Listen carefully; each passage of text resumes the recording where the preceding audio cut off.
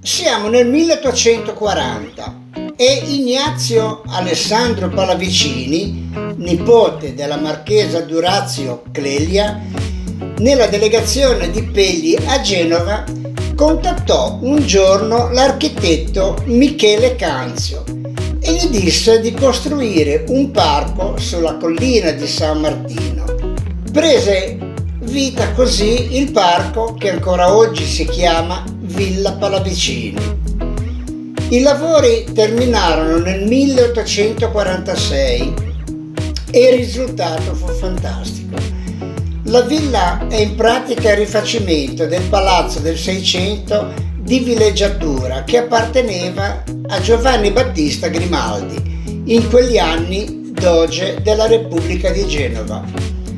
Al suo interno si trova il Museo Archeologico Ligure, un giardino botanico ricchissimo di varietà di piante, laghetti, costruzioni che riproducono la cultura giapponese, turca, egiziana.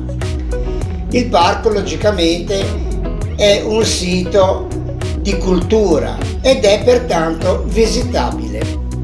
Il suo ingresso con la biglietteria si trova nei pressi della stazione ferroviaria di Pegli, a pochi minuti a piedi dalla strada Aurelia. Le informazioni riguardanti l'orario e il costo della visita si trovano sul sito del parco stesso.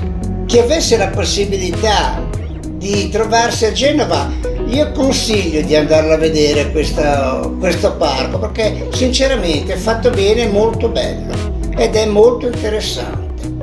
Buona visita a tutti!